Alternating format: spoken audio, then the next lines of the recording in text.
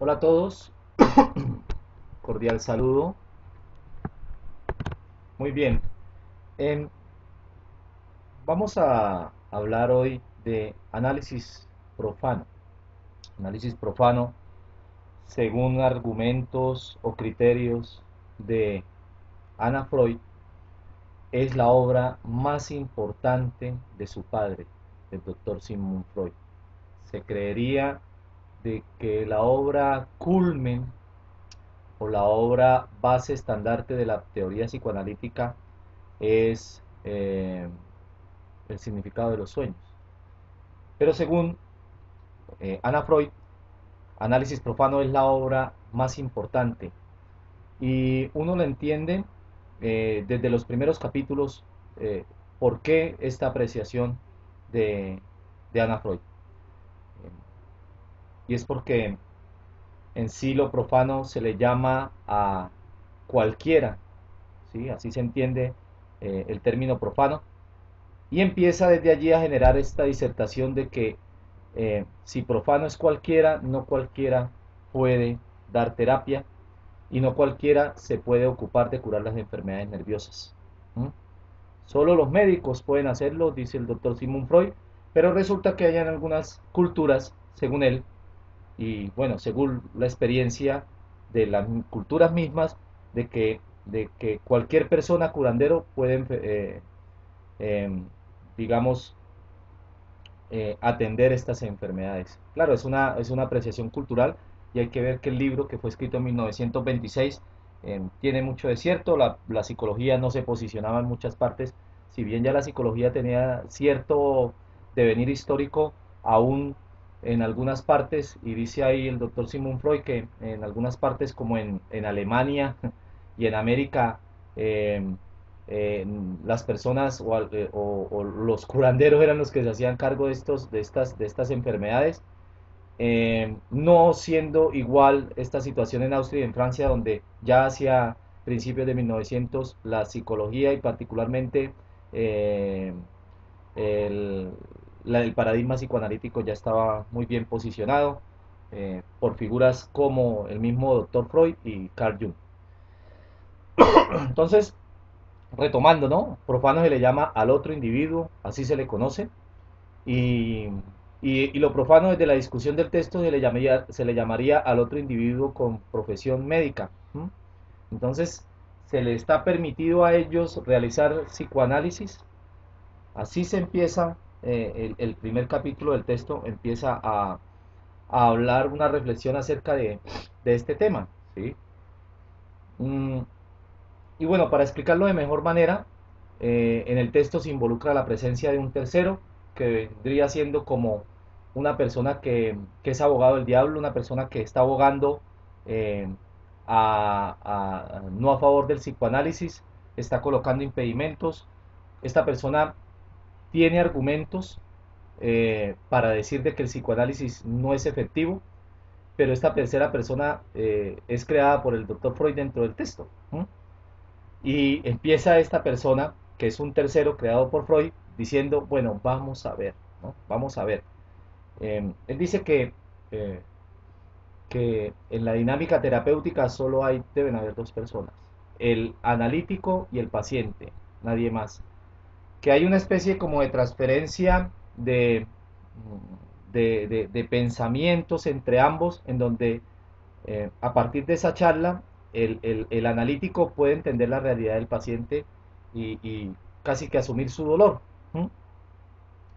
Mm, Entonces, un ejemplo sería, primero, que si hay dos personas involucradas en un conflicto, la persona A y la persona B, la persona C va a interpretar de manera diferente lo que ve y digamos va a tomar un elemento parcial o con A o con B, o va a ser un impedimento para que A y B eh, puedan solucionar sus diferencias. Eh, Se dice que el papel principal del terapeuta o del analítico es fortalecer la voluntad y la acción. Y asimismo también eh, mantener al paciente en el aquí y el ahora, y a partir de mantenerlo en su realidad, digamos, poder, poder efectuar un proceso terapéutico eh, bueno que le permita al individuo cambiar su realidad, ¿no? Freud en el texto habla de las perturbaciones y las perturbaciones en esa época, en 1920, pues el diagnóstico clínico eh, era, no era tan extenso y tan dispendioso como lo es ahora. Solo existían algunas patologías muy básicas como es la neurastenia, la picastenia, la fobia, las neurosis obsesivas y la histeria. Todo esto se transformaron en el diagnóstico que conocemos hoy en día, empezando por los trastornos del estado de ánimo, los trastornos del pensamiento, eh, los trastornos psicóticos, etcétera, etcétera, etcétera, ¿sí? Pero bueno, encontrando Freud a partir de su experiencia con las pacientes con histeria, que estas patologías se convertían en síntomas corporales manifestados en algunos órganos del cuerpo o en enfermedades corporales. Los principales órganos afectados eran el corazón, el estómago, el intestino, los genitales. ¿Cuál era el problema? Que la persona se acerca a donde el médico atendiendo, digamos, un problema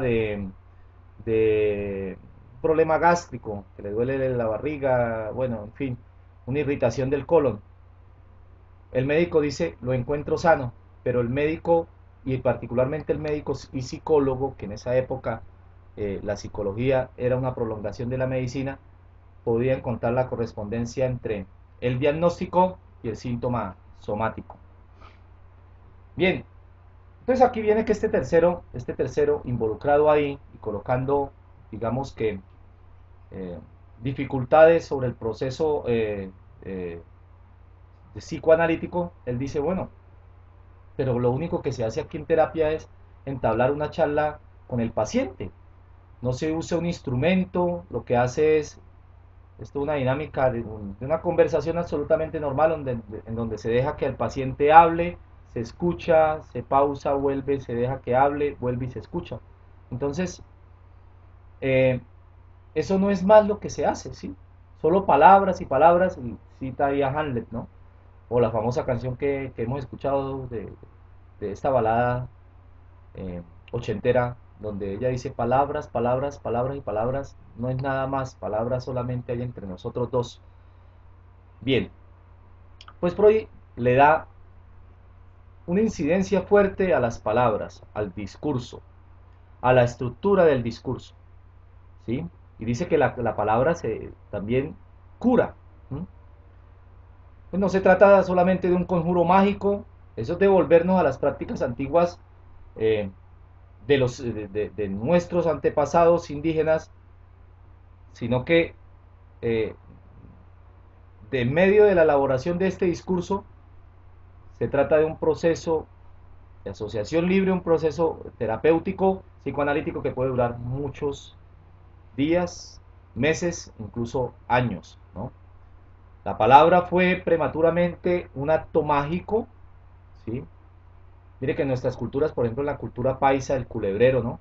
Se le da propiedades mágicas, el mismo ejercicio de los brujos que uno ve en, en pautas publicitarias en los periódicos, le dice que se le devuelve al ser amado en 3 días, se destapan huacas y todo eso, entonces uno ve que es el carácter mágico de ese discurso que tiene para efectuar una sugestión.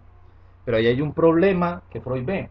La cuestión no es generar una sugestión que no lleva ningún tipo dentro de la cura hipnótica. Se trata dentro de la palabra misma, curar al sujeto, que el sujeto se sane, eh, y dentro de ese discurso la persona pueda efectuar una realidad diferente. Y para esto se puede durar mucho, mucho tiempo. Entonces, ¿cómo puede usted, dice esta persona, pero bueno, ¿cómo se le puede hacerle creer a la persona en la fuerza mágica de las palabras?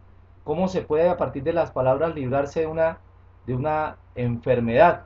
¿Sí? Pues hay que ser absolutamente sincero, ¿no? Y sin retener intencionalmente nada de lo que surja de los pensamientos de la persona tiene que tener la voluntad necesaria no, de no callar nada, de no asumir su posición de víctima, y es que ahí es donde llegan los mecanismos de defensa en el proceso terapéutico, y se trata de que la persona tenga esa determinación subjetiva que llama el psicoanálisis y decir, bueno, la responsabilidad es absolutamente mía, ¿no? Y a partir de eso, de efectuar su responsabilidad, de superar la angustia, sobreponerse a aquellas condiciones que, digamos, no lo dejan vivir en paz, ¿no? Y bueno, desde ahí hay que excluir algunos elementos comunicativos de la comunicación que determinan primero el proceso de comunicación entre el terapeuta y el paciente y bueno, y con su entorno. Y también dentro de este proceso de comunicación, la forma como la persona ve los recuerdos dolorosos o las situaciones que le afectan. Volvemos otra vez, creo que desde la misma posición de víctima, ¿sí? Entonces, a veces en este manejo que la persona le da sobre las situaciones que le afectan, pues la persona tiende a ocultar un pensamiento propio y ocultar estos pensamientos propios indican que el yo es una unidad ahí en la que hay algo que se opone y hay una contradicción anímica, es lo que yo deseo versus lo que yo estoy viviendo. Entonces, eso que yo estoy viviendo sí es lo que yo quisiera vivir y no poder atender esa situación básica de la vida diaria y no vivirla como yo quisiera vivirla, pues va a generar en mí algo, una insatisfacción, una enfermedad, ¿no? Llega el síntoma somático y me enfermo por no, digamos, por no ser sincero conmigo mismo y atender mi realidad. Así que lo que lo que debe hacer el terapeuta es primero desestructurar esos hilos que hacen que la persona, por medio de esa dinámica comunicativa, asuma las posiciones de víctima, oculte ciertas realidades, oculte sus responsabilidades y empezar, digamos, dentro del discurso mismo y no no viéndolo como una forma mágica, pero que en sí es mágica porque sana, poder, digamos, hacer todo un repertorio desde el discurso mismo para que la persona se sane y se sane a sí misma. Eso es lo que son los famosos insights. Entonces llevar a la persona a que sea capaz de elaborar creativamente estos elementos que le permitan asumir esa realidad, esa realidad. Vea que y ahí empieza a hablar de, de algo que es la confesión dentro de la práctica religiosa católica, la confesión. La confesión es un sacramento donde la persona va y dice sus pecados ante el sacerdote, pero eso lo libra del mal. Podrá librarlo del pecado, pero es sanador. Entonces la confesión, en cierta forma, digamos, dentro del análisis, es una iniciación primaria. Eh, no tiene afinidad o esencia y no explica su efecto. O sea, la persona explica su pecado, pero no atiende el germen vital del pecado mismo. O sea, qué es lo que le está generando esta situación. Y por eso la persona entra y sigue en el mismo pecado, lo que llamarían en la confesión misma el propósito de enmienda. Entonces no hay una enmienda. ¿Por qué no hay una enmienda? Pues porque no se atiende la esencia, se atiende el pecado mismo. Es como cuando la persona va donde el médico y yendo al médico le toman la presión arterial y le sale la presión arterial alta y le dan las pastillas y las pastillas pueden disminuir la presión arterial alta, pueden atenderla, pero lo que está originando la presión arterial alta, digamos que es un problema de riñones. Entonces ahí va a seguir el problema porque no se está atendiendo el problema en sí mismo, se está atendiendo, no se está atendiendo la esencia del problema, sino que se está atendiendo el efecto del problema. Entonces, el pecador, al igual que el cliente, que el paciente, dice lo que sabe, ¿sí? Y hay una diferencia entre decir lo que se sabe y decir algo más. Y aquí hay una diferencia entre el análisis del pecador y el análisis neurótico. Incluso yo diría que desde el análisis del psicótico. Cuando uno escucha los discursos o las estructuras discursivas de un psicópata, uno puede ver que el psicópata dice algo más. Ejemplo, cuando el psicópata comete unos crímenes o mata a muchas personas, él empieza a hablar de manera demasiado descriptiva y argumentativa que entra en el morbo y casi que se le puede ver el placer en el rostro y dentro de los mismos discursos el placer por el acto. eh, Esto se ve que es diferente a decir yo lo maté, a decir yo lo maté de esta manera. Es en la confesión se tiene el papel de suprimir, pero no se tiene el papel, la capacidad de ir más allá del síntoma patológico directamente. ¿Mm? Pero bueno, eso es un buen ejercicio inicial, por lo menos que la persona reconozca sus actos fallidos. Entonces, antes de que, en el psicoanálisis se pudiera atender la asociación libre, se dio la sugestión hipnótica, y la sugestión hipnótica es completamente diferente al análisis, ¿no? En la sugestión hipnótica, si bien la persona se podría liberar del síntoma somático, en el análisis es diferente, digamos que es un procedimiento sui generis para la época, que la persona empezara a decir, bote lo que tiene adentro, háblelo, dígalo. ¿M? Y para este proceso no se utiliza la sugestión, ¿sí? Sino que en este proceso se utiliza es el convencimiento, convencer a la persona de, de lo que está viviendo, convencer al enfermo de su falsedad, dice Freud. De eso habla el primer capítulo, ¿sí? Eso habla el primer capítulo, una reflexión en torno al ejercicio terapéutico, primero, y cómo se hace, y que el ejercicio terapéutico va más allá de la sugestión hipnótica y se le da incidencia particular a la estructura del discurso dentro del proceso terapéutico como tal. Ya después empieza a hablar, bueno, de cuáles son las intenciones analíticas que se pretenden con el paciente. ¿Mm? Cuando este personaje, que ya habíamos dicho, que es un personaje que le ve impedimentos al ejercicio psicoanalítico, aquí está el texto, eh, y que es creado por Freud, dice, dice Freud, bueno, a partir de la explicación de esta palabra que usted me hace, yo le voy a explicar toda la teoría del psicoanálisis, ¿sí? No está terminada y no es perfecta.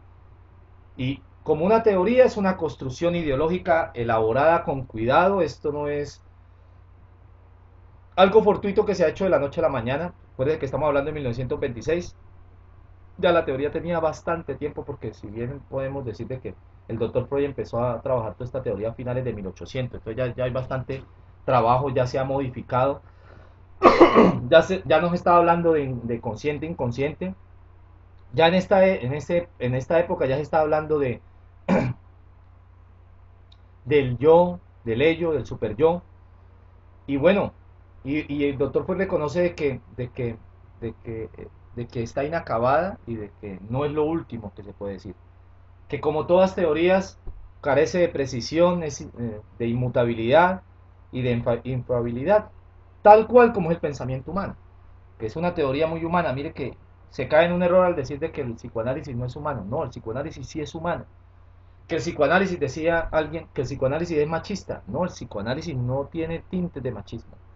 Lo que pasa es que se ha construido alrededor de la experiencia neurótica o histérica, o de la neurosis histérica de las mujeres. ¿Mm? Y bueno, a partir de tantas carencias del fundamento psicoanalítico, pues se dice también de que así está la psicología, de que falta un fundamento común en psicología. Y como falta un fundamento común en psicología, la psicología no tiene respeto, dice el doctor Freud. La psicología no ha podido desarrollarse porque se lo ha impedido un error fundamental. ¿Y cuál es el error fundamental? Eh, es la forma como se ha enseñado la psicología. Dice acá, dice en el texto, es la forma como se ha enseñado la psicología en los centros de cultura o en las universidades. Y en las universidades, y creo que todavía permanece hoy en día, se ha enseñado desde tres pilares, que es hablar mucho de la fisiología de los sentidos, o de neuropsicología, de neuroanatomía, También determinar de que la psicología tiene muchas divisiones y de que hay muchas definiciones. Y quien utilice las definiciones con un lenguaje más enriquecido, con un lenguaje eh, más adornado, por así decirlo, o más culto, es aquella definición de la cual la gente más se enamora. Pues devolvamos a la universidad y pensemos. Hay muchos profesores, y cada profesor enseña una psicología diferente, atendiendo las ramas y las materias. Y cada profesor maneja un criterio para evaluar. Y hay profesores que son muy duros, así como hay otros profesores que, digamos, son más blandos, por así decirlo, más llevaderos con el alumno. Pero hay algunas instituciones educativas, universitarias, que hablan más o hacen más referencia sobre la clínica, que es lo que les da más duro a ellos, y lo otro que es neuropsicología, que es todo lo que tiene que ver con el análisis del cerebro, ¿sí? Y hay diferentes maneras de estudiar neuropsicología. Yo soy neuropsicólogo, y una es desde lo anatómico y otro es desde lo funcional, ¿sí? Desde lo funcional sería la parte del cerebro y la función que realiza, pero cuando la enseña un médico va a hacer énfasis en lo biológico y lo anatómico, o sea, en las partes del cerebro, y va a empezar a hacer énfasis en los pares craneales, va a empezar a hacer referencias sobre las áreas de Brodmann, y el estudiante las tiene que aprender, pero no sabe en sí para qué sirve. Y tiene como, bueno, vamos a hablar del cerebro, pero como una cartografía cerebral y ya. Y el estudiante se aprende todas las definiciones, pero diríamos, ¿y eso para qué? Entonces al final, pues eso ni se aprende, ni se enseña, o se enseña mal, se aprende por una nota, y cuando eso se supera, al final el estudiante lo único que aprende sería lo último que va a quedar en su cabeza es cómo se elabora un proyecto de grado y una práctica en psicología. Y listo, se acabó. Ahí fue donde quedó toda la experiencia de 5 años de proceso académico. Verán, ¿no? Entonces, vean ustedes de que en psicología se dice, bueno, ¿se aprende sobre qué? Se aprende sobre la conducta humana, sobre cómo pienso, etcétera, etcétera. Es el imaginario que la gente tiene allá. Y hablar de cómo yo pienso, de qué es lo que siento, le da derecho a cualquier persona a hablar sobre eso. Entonces todos se creen psicólogos. Eso es algo que también lo habla el texto. Y cualquier persona puede opinar sobre psicología. Eso es triste que se diga eso. Entonces, ¿cómo no cualquier persona habla sobre química o física o matemática? ¿Mm? Porque son temas muy complejos. Y se necesita complejizar la psicología. Dice Freud en el texto. Se necesita complejizar la psicología.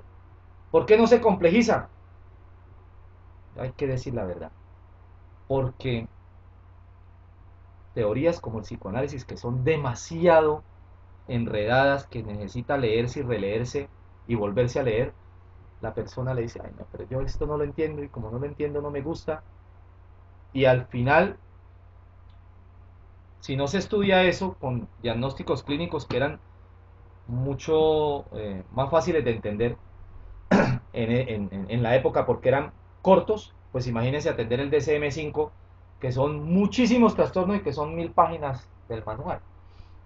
Así que, ¿qué es más fácil? Llamar a una persona loca, decirle, no, es que se le corrió la teja, a decir, es que esta persona tiene un trastorno esquizotípico de la personalidad, y hablar de las características diagnósticas. Y hay que decirlo que hay estudiantes de psicología que no saben ni siquiera qué es la existencia del DSM.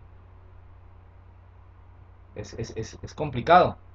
Y entonces este discurso psicológico, al carecer de trascendencia teórica, de cuerpo teórico, empieza a adquirir discursos de otras cosas, como de religión, de espiritualidad, de superación personal, de coaching, de, bueno, cosas así. Y cualquier persona habla de psicología. Y lo hablaba el doctor Freud en 1920, cuando se hizo este libro.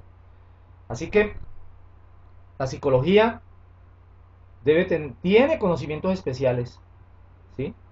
Y no porque todo el mundo tenga vida psíquica y tenga emociones, puede hablar de ellas. Nosotros somos los indicados para hablar de las mismas, pero que en el discurso se note ese estatus. Bien, el texto dice, ya para hablar de los sueños, empieza a hablar de los sueños, dice que cualquier persona habla de los sueños, ¿sí? Que comúnmente la persona habla de que los sueños significan tal cosa. Entonces, bueno, si cualquier persona habla de qué es lo que significan los sueños, entonces, ay, no, es que yo me soñé que con un muerto, es que se va a casar. No, los sueños no son así de sencillos de entender. Yo veía por ahí un periódico local que vendía un libro que decía el significado de los sueños. Entonces, culebra, culebra, igual una deuda, o que va a adquirir una deuda. No, así no funciona la cosa. Estamos hablando de un aparato psíquico complejo. Estamos hablando de un yo y de un ello, en donde el ello tiene unas características o unas necesidades que necesitan suplirse y que por medio del sueño, digamos, se resuelven estas deficiencias o estas necesidades. ¿Sí? El estudio de los sueños le permite analizar este aparato anímico o este aparato constructor de las emociones. ¿Sí? Entonces representa este aparato que es dedicado a las funciones anímicas y que cada función anímica se llama instancia, ¿no? Y por eso en psicoanálisis se llama la instancia del ello, la instancia del yo y la instancia del superyo. Y dentro de estas instancias, cada una tiene sus funciones, ¿sí? Funciones que son conceptos que son profundos, son complicados de entender. Y haciendo analogía a la misma profundidad de los conceptos, pues dentro de estas instancias, hay instancias que son profundas, superficiales, que están ubicadas delante del individuo o detrás del individuo. ¿Mm? Y bueno, pues así, digamos, dentro de estas instancias se representa el alma misma, ¿no? El alma del sujeto, un alma que es inusitada, un alma con una serie eh, con una organización interpolar. Interpolar, ¿por qué? Porque hay un yo y un ello que están en contradicción, ¿sí? Un yo que justifica la presencia del ello, un yo con una percepción de necesidades físicas que le da hambre, sueño, eh, un yo que provee al sujeto de actos motores que tienen un fin, los actos o las conductas motoras tienen un fin, un yo que es la fachada del ello, que es la capa exterior del estado anímico, y estamos hablando de un montón de funciones del yo, ¿no? Y que es modificada por el mundo exterior. El yo entra en contacto, la estructura psíquica que tiene más contacto con el mundo exterior es el yo, ¿sí? Y el yo tiene siendo modificado por con la conducta exterior, ¿es por qué? Porque el yo debe atender los requisitos del otro. ¿Mm? Y atendiendo los requisitos del otro, el sujeto tiene que entrar en los procesos de castración lógica para poder socializar. ¿Mm? Y ahí es donde le dan las órdenes al individuo, al niño, desde pequeñito. El niño tiene este mundo exterior es la norma, la normatividad, la orden, el, la relación con papá y mamá, etcétera, etcétera. ¿Mm? Pero entonces el ello ahí, ¿cómo es? Si el ello, si la existencia del yo justifica la presencia del ello, pues porque el ello es impersonal, ¿sí?